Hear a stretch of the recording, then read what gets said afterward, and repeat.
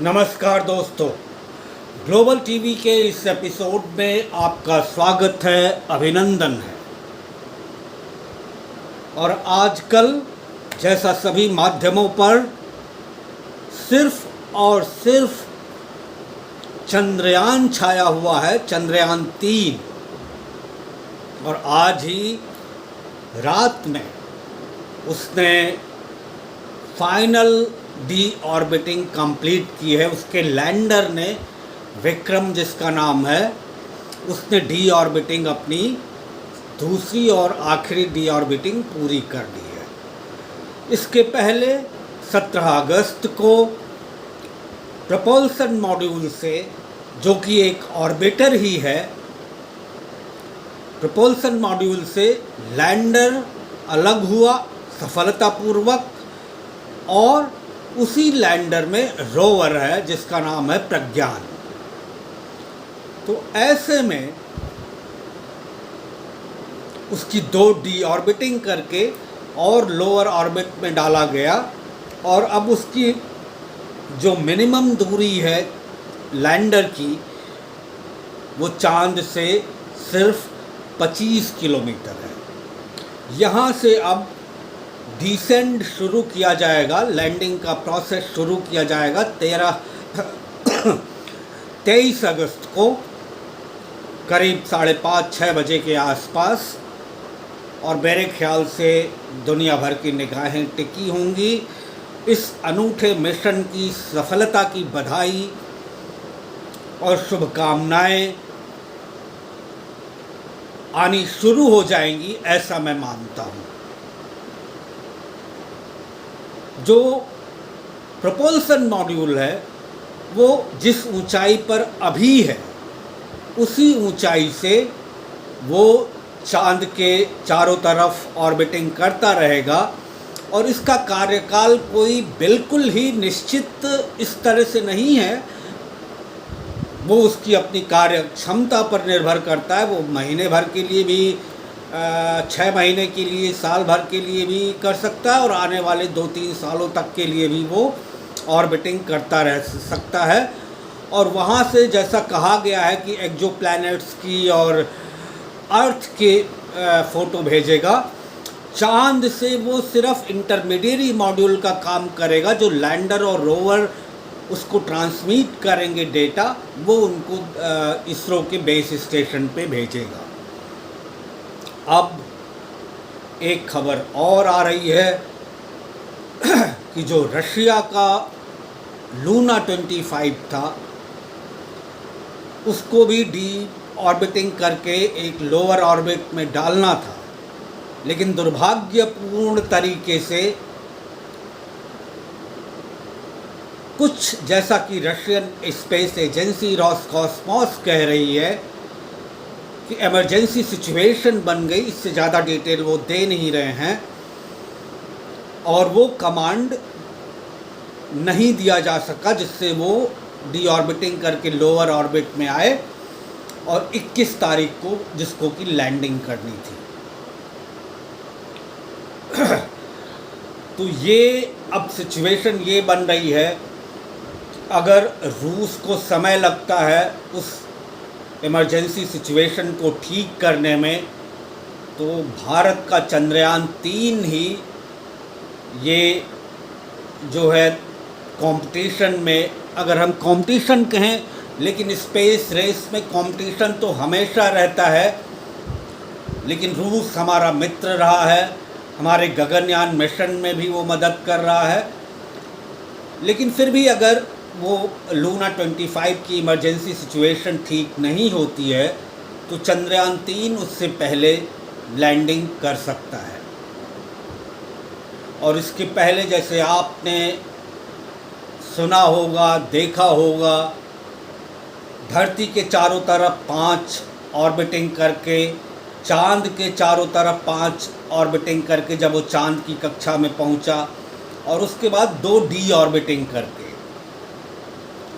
कुल मिला के 12 बार चक्कर लगा के चांद और धरती के, वो अब लैंडिंग के स्टेटस में आ गया है, और 23 तारीख को वो लैंडिंग करेगा।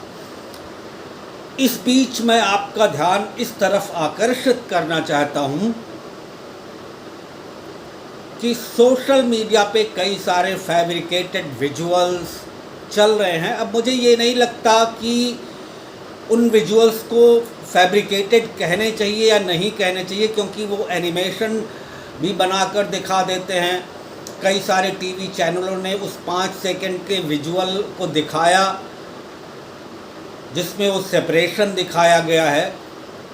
जहाँ तक मेरा मानना है, ये विजुअल्स इतने क्लियर नहीं होंगे जो इसरो के कैमराज भेजेंगे। जैसे आपने देखा बाद में इसरो के हैंडल को अगर आप चेक करें, ट्विटर हैंडल को, तो जो 5 सेकंड का विजुअल इसरो स्पेस फ्लाइट नाम के एक हैंडल से दिखाया गया है, जो कि इसरो का ऑथेंटिक हैंडल नहीं है, इसरो ने इस तरह का विजुअल नहीं दिखाया है। उसने सेपरेशन को कंफर्म किया है और ये कंफर्म हुआ है। उसके बाद उसने कुछ एक ग्राफिक इमेजेज रिलीज की और 15 तारीख के चांद की सतह की इमेजेज जो लैंडर ने खींची थी उसको रिलीज की। क्योंकि अगर आप ध्यान से देखें, अगर लैंडर और रोवर को ऑर्बिट कर रहे हैं तो फोटोग्राफ खींचने के लिए तो जो लैंडर या प्रपोल्सन मॉड्यूल में जो कैमरा ऑन बोर्ड है वही तो फोटोग्राफ खींचेंगे। फिर वो पूरे लैंडर या प्रपोल्सन मॉड्यूल की फ़ोटो कैसे खींच सकते एक साथ एक ही फ्रेम में।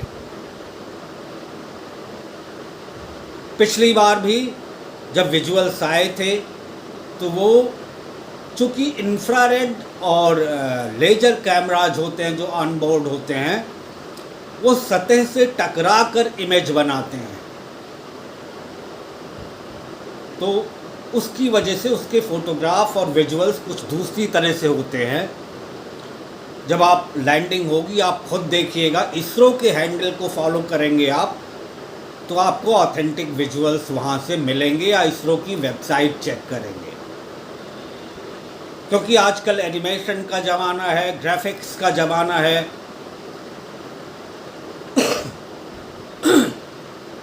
तो कई सारे टीवी चैनल्स लैंडिंग भी दिखा दे रहे हैं कि लैंडर लैंड हो चुका है अपने विजुअल्स में, और वो उसी सुनहरी गोल्डन कलर की जो उसकी कवरिंग की गई है प्रपोल्सन मॉड्यूल की और लैंडर के चारों तरफ वो उसी तरह के एनिमेशन भी बनाते हैं। मेरी सिर्फ ये गुजारिश है कि आप सिर्फ इसरो के हैंडल को फॉलो करें और वहीं से ऑथेंटिक समाचार आपको मिलेगा। क्योंकि आज के बाद अब घंटे दर घंटे जैसे जैसे घड़ी की सुइयां अपना घूमेंगी, इसरो के वैज्ञानिकों की धड़कनें और हम सभी भारतवासियों की धड़कनें बढ़ी रहेंगी कि लैंडिंग किस तरह सफलतापूर्वक अंजाम दी जाए। ऐसे में 23 तारीख का सबको इंतज़ार है, मुझे भी है, और इस मिशन की सफलता के लिए मैं शुभकामना देता हूं इसरो के वैज्ञानिकों को जो इस मिशन से जुड़े हुए हैं, और इस देश की उस लीडरशिप को जिसके बिना ये शायद संभव ना होता, क्योंकि राजनैतिक नेतृत्व सबसे बड़ा साहस और संबल देती है किसी भी देश की। तो इसके लिए प्रधानमंत्री नरेंद्र मोदी को साधुवाद, कोटिशः धन्यवाद कि उन्होंने इसरो के वैज्ञानिकों को प्रेरणा दी। चंद्रयान 2 के कुछ ही साल बाद चंद्रयान 3 की तैयारी की गई और इसे लॉन्च किया गया सफलतापूर्वक। अब सिर्फ लैंडिंग बाकी है। इसी के साथ इस एपिसोड में मैं विदा लेता हूँ। अगले एपिसोड में फिर मिले किसी और मुद्दे पर, और संभवतः 23 तारीख को जब लैंडिंग हो रही होगी फिर से मुलाकात होगी। तब तक दीजिए विदा। धन्यवाद। जय हिंद।